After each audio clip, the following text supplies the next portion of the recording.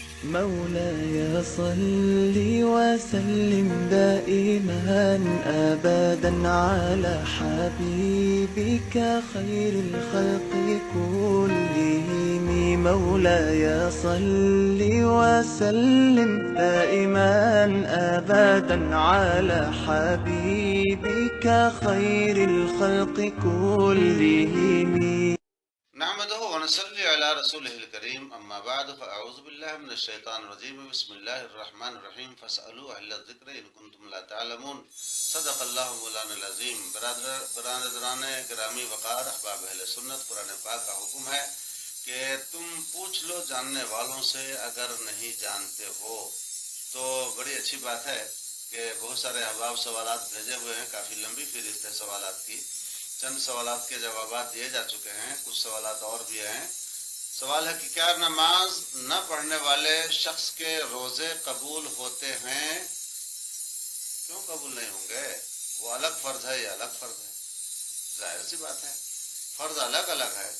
تو نماز نہ پڑھنے کی جو سزا ملے گی، جو عذاب ملے گا، وہ تو اپنی جگہ مسلم ہے کہ نماز نہ پڑھنے کی وجہ سے ان کو یہ سزا ملے گی. وہ ایک الگ گفتگو ہے، باضابطہ وہ تفصیل ہے اس کی کہ کیا کیا سزائیں ہیں اس کی. فویل للمصلین الذین هم عن صلاتهم ساہون، ویل ہے ان نمازیوں کے لیے جو اپنی نمازوں میں غفلت کرتے ہیں، سستی کرتے ہیں، کاہلی کرتے ہیں. تو اب ذرا سوچ لیجئے اسی سے کہ کاہلی کرنے، غفلت کرنے اور سستی کرنے کی وجہ سے ویل ہے، جو جہنم کی ایک وادی کا نام ہے، جو بہت ہی شدید عذاب کی جگہ ہے. تو سستی کرنے والوں کے لیے جب ویل ہے تو جو بالکل سرے سے چھوڑ ہی دیا کرے اس کے لیے کتنا عذاب ہوگا. تو وہ تو ایک الگ فیج ہے کہ بہت بڑا عذاب ہے اس کو. لیکن اس کا یہ مطلب نہیں لیا جا سکتا ہے کہ جس نے نماز چھوڑ دی تو اس کا روزہ قبول نہیں ہوگا. روزہ ایک الگ فرض ہے، وہ رکھے گا اس کا روزہ قبول ہوگا. نماز نہ پڑھنے کا عذاب الگ پائے گا. مگر روزہ رکھنا فرض تھا، وہ اگر رکھا تو گویا کہ فرض کا ادا کرنے والا کہلائے گا. روزے کی فرضیت اس کے ذمہ سے اترے گی اور اس کے چھوڑنے کا گناہ اس کو نہیں ہوگا. واللہ تعالی عالم بالصواب. پھر سوال ہے کیا تراویح کا جماعت ادا کرنا ضروری ہے؟ کیا تراویح با جماعت ادا کرنا ضروری ہے؟ جماعت نہ مل سکے تو آپ تنہا بھی پڑھ سکتے ہیں، لیکن جماعت مل جائے تو الحمدللہ سنت ہے. جماعت کی بات ہی الگ ہے، اس کی فضیلت ہی الگ ہے. لیکن اگر جماعت کی صورت نہ بنے تو آپ تنہا پڑھیں، گھر میں پڑھ سکتے ہیں. لیکن اس چیز کو یہ بہانہ نہ بنایا جائے کہ اب ہر کوئی اپنے گھر میں تراویح پڑھنے لگ جائے اور یہ سوچے کہ بھائی اکیلے میں بھی تراویح ہو جاتی ہے لہٰذا آپ چھوڑ دو، جماعت میں نہیں جاؤ. نہیں، حضرت عمر فاروق اعظم رضی اللہ تعالی عنہ نے نعمت البدعۃ ھذہ باجماعت تراویح کے بارے میں فرمایا تھا، لہذا باجماعت نماز تراویح پڑھنا چاہیے. پھر سوال ہے کہ اگر متواتر 3 جمعہ چھوٹ جائے تو حکم شرع کیا ہے؟ حکم شرع کیا ہے؟ متواتر 3 جمعہ چھوٹنے کے بعد یعنی چھوڑنے والے کے بارے میں عوام میں ایک ذہن بنا ہوا ہے، ایک نظریہ یہ پھیلا ہوا ہے کہ 3 جمعہ لگاتار کوئی چھوڑ دیتا ہے تو کہیں پر تو یہ مشہور ہے کہ وہ اسلام ہی سے خارج ہو جاتا ہے، کہیں پر یہ مشہور ہے کہ اس کی بیوی نکاح سے نکل جاتی ہے. توبہ توبہ، یہ سب غلط خیالات دل میں بس گئے ہوئے ہیں اور جس بات کو اسلام نے نہیں کہا ہے اس طرح کی باتیں لوگوں نے دماغ میں بٹھا رکھی ہوئی ہیں. ایسا کچھ نہیں ہے کہ 3 جمعہ اگر آپ نے لگاتار چھوڑ دیا تو آپ اسلام سے نکل گئے. نہیں، اسلام سے نہیں نکل گئے. اسلام سے نکلنے کے لیے انکار ضروری ہے. کفر جب تک نہ کرے، شرک جب تک نہ کرے تو اسلام سے نہیں نکلتا آدمی. گناہ کبیرہ ہے، بے شک ترک کا عذاب ملے گا، سزا ملے گی، رب کی جانب سے عتاب بھی ہوگا، سزا بھی ہوگی، عذاب ہے، سب کچھ ہے اپنی جگہ پر. لیکن اسلام سے تب تک نہیں نکلے گا جب تک کہ وہ ضروریات دین میں سے کسی کا انکار نہ کرے. مثلا یہ کہہ دے کہ ہم جمعہ کو فرض نہیں مانتے، تو اب 3 جمعہ تو کیا بڑی بات ہے، ایک لفظ نکلا زبان سے اسی وقت وہ اسلام سے نکل گیا. جمعہ فرض ہے اس کا انکار کر دیا تو فرضیت کا انکار کر دینے سے وہ اسلام سے نکل جائے گا، یا اور اس کی بیوی بھی نکاح سے نکل جائے گی اگر فرضیت کا انکار کر دیا. لیکن چھوڑ دینے سے عذاب تو ہوگا، سزا تو ہوگی، لیکن اسلام سے نہیں نکلے گا۔ تو 3 جمعہ متواتر چھوٹ جانے سے یا 4 جمعہ یا 5 جمعہ اسلام سے نہیں نکلے گا، لیکن عذاب سے وہ بچے گا بھی نہیں۔ لہذا اس بات کا خیال ضروری ہے کہ عذاب سے بچنے کی تدبیر کرے۔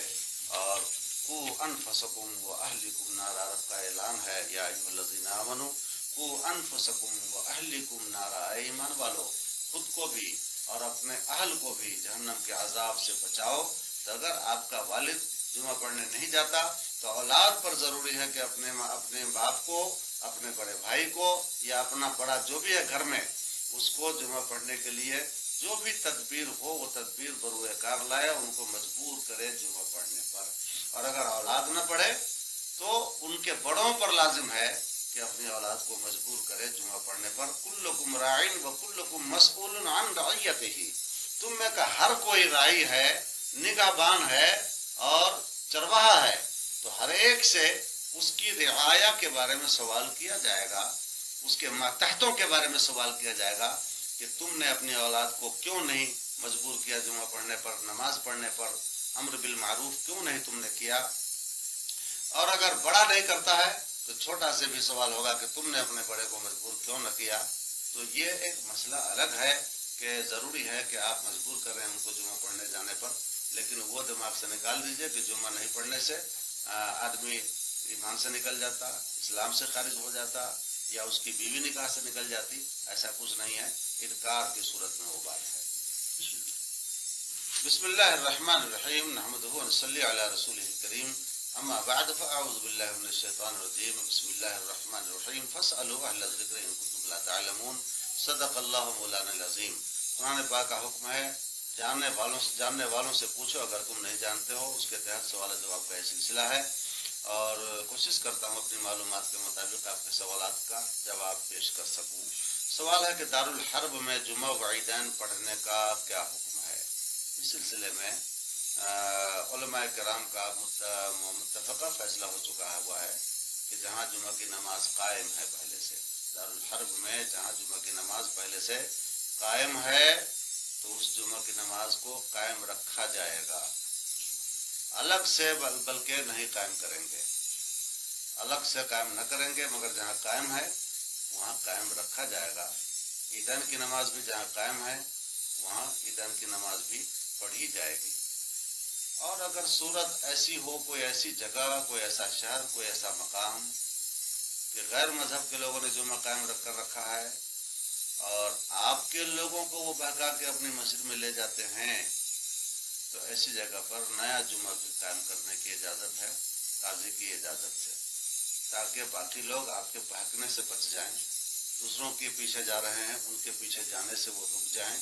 تو ان کو روکنے کے لیے، غلط لوگوں کی طرف جانے سے بچانے کے لیے، بدعقیدہ لوگوں کے پیچھے نماز پڑھنے سے بچانے کے لیے آپ قاضی کی اجازت سے، یا قاضی نہیں ہو تو اس شہر میں یا اس گاؤں میں یا اس آبادی میں جو سب سے بڑے عالم ہوں ان کی اجازت سے، اور اگر کوئی بڑے عالم نہیں ہوں تو وہاں کے اہل الرائے کے آپسی مشورے سے آپ جمعہ قائم کر سکتے ہیں، اور مقصد یہ ہو کہ باقی لوگوں کو ہم غیر مذہب والوں کے یہاں جانے سے روک پائیں گے۔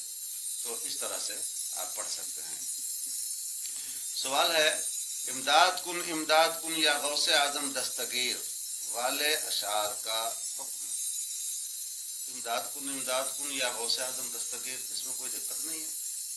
اللہ کے محبوبین کو یہ اللہ تبارک و تعالیٰ نے عظمت بخشی ہے، ان کو یہ مقام بخشا ہے کہ فریاد کوئی اللہ کے محبوبین سے کرتا ہے اور مدد اللہ کی طرف سے اتر جاتی ہے، تو اس میں کوئی دقت نہیں ہے۔ امداد کن یا غوث اعظم دستگیر، یعنی اے غوث اعظم دستگیر مدد کر، تو اس میں زیادہ سے زیادہ کسی کے دل میں یہ آئے گا کہ غیر اللہ سے مدد مانگنا ہوا، تو بھائی غیر اللہ سے مدد حقیقی تو کوئی نہیں مانگتا، حقیقی معین و مددگار تو اللہ تبارک و تعالیٰ ہی ہے۔ اس بات کا عقیدہ تو ہمیں بنانا پڑے گا، اور اس عقیدے میں ذرہ برابر بھی کمی نہیں آنے پائے کہ حقیقی معین و مددگار وہی ہے۔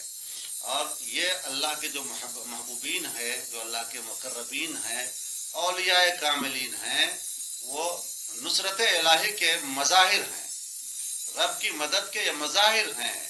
اس رب کی مدد ان جگہوں سے ظاہر ہوتی ہے. تو یہ مقامات ہیں نصرت الہی، ان کی مدد بھی دراصل رب تعالیٰ ہی کی مدد ہوتی ہے. ورنہ ڈاکٹر کے یہاں علاج کرنا بند کر دے گا آدمی. ڈاکٹر کو یہ کیسے کہہ سکے گا کہ آپ میری بیماری ٹھیک کر دیجئے، آپ مجھے تندرست کر دیجئے؟ تب تو یہ سب کہنا ناجائز و حرام ہو جائے گا، چونکہ ڈاکٹر بھی تو غیر اللہ ہے. تو پھر ڈاکٹر سے علاج بند کر دینا پڑے گا. حالانکہ دنیا کا کوئی مفتی اس بات کا فتویٰ نہیں دیتا ہے کہ ڈاکٹر سے علاج کرانا، ان سے شفا طلب کرنا، ان سے تندرستی طلب کرنا یہ ناجائز ہے یا شرک ہے. دنیا کا کوئی بھی مفتی نہیں کہتا. تو جو معاملہ وہاں پر ہے کہ آدمی یہی کہے گا کہ بھئی ڈاکٹر سے ہم کہتے ہیں، لیکن ہم دراصل اصلی اور حقیقی معین و مددگار شفا دینے والا اپنے رب کو تصور کرتے ہیں. تو وہی چیز ادھر بھی رہے گی. اولیاء مقربین کی بارگاہ میں بھی لوگ مدد کے لیے جاتے ہیں، اور مراد کیا ہوتی ہے ان کی کہ اصلی مدد کرنے والا حقیقی معین و مددگار پروردگار ہے. لیکن اللہ تبارک و تعالیٰ نے اپنے ان محبوبین بندوں کو، مقربین صالحین بندوں کو یہ عظمت، یہ مقام، یہ رتبہ، یہ شان، یہ شوکت، یہ درجہ یہ عطا فرمایا ہے کہ کوئی ان سے مدد مانگتا ہے تو رب کی رحمت مچل جاتی ہے کہ میرے محبوب کا وسیلہ ہے، میرے مقرب بندے کا وسیلہ ہے، تو مدد ہوتی ہے. اس لیے اس شعر پڑھنے میں کوئی شرعی قباحت نہیں ہے. مولاي صل وسلم دائما أبدا على حبيبك خير الخلق كلهم. مولاي